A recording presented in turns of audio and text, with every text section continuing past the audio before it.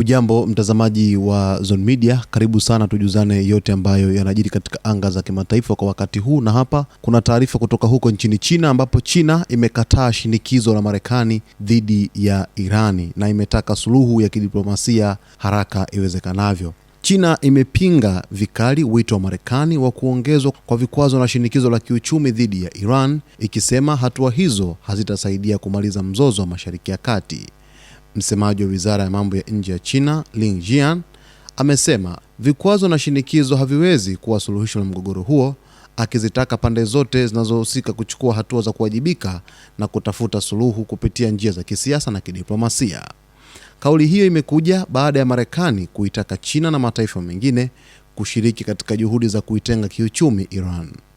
Waziri wa Hazina wa Marekani, Scott Bessent, ametetea mkakati wa Rais wa Marekani Donald Trump wa kuongeza shinikizo la kiuchumi dhidi ya Tehran, huku akitoa wito kwa Beijing kujiunga na kampeni hiyo. Hata hivyo, China imesisitiza kuwa inapinga vikwazo vya upande mmoja ambavyo havijaidhinishwa na Baraza la Usalama la Umoja wa Mataifa, ikisema hatua hizo hazina msingi katika sheria za kimataifa. Mzozo huo unaendelea kuwa chanzo cha mvutano mkubwa kati ya Marekani na Iran, huku Washington ikitishia kuongeza shinikizo dhidi ya Tehran na Iran ikizitaja hatua hizo kuwa ni ugaidi wa kiuchumi. China imesisitiza kuwa njia ya kisiasa na mazungumzo ya kidiplomasia ndiyo njia inayoweza kusaidia kupata suluhu ya kudumu ya mzozo huo. Taarifa ya China inaonyesha wazi kabisa kwamba inapingana moja kwa moja na hatua za Marekani ambazo imezitangaza dhidi ya Jamhuri ya Kiislamu ya Iran, kwa sababu China ni moja kati ya nchi ambayo imekuwa ikifanya biashara kwa miaka mingi na Jamhuri ya Kiislamu ya Iran, hususan kwenye masuala mazima ya mafuta pamoja na bidhaa nyingine. Sasa ikiwa Marekani imeweka vizuizi kwa nchi zote duniani kwamba hazipaswi kushirikiana na Irani kufanya chochote kile kwenye masuala ya kibiashara, ni wazi kwamba China ingekiuka tangu hapo mwanzo.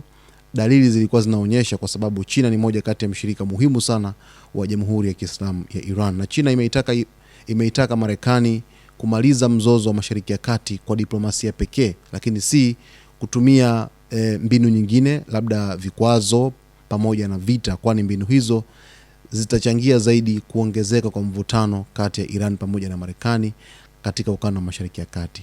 Stori kubwa hivi sasa duniani ni kuhusu kile ambacho alikitangaza Rais wa Marekani Donald Trump kwamba Irani imewekewa vikwazo vikubwa kiuchumi na kuzionya nchi zote duniani, pamoja ukijumlisha na mashirika yote, taasisi mbalimbali za kifedha, kwamba hazipaswi kufanya biashara au kuhusiana na Irani kwa namna yoyote ile. Zikifanya hivyo, basi moja kwa moja yatakabiliwa na shinikizo au zitakabiliwa na shinikizo kutoka Marekani moja kwa moja.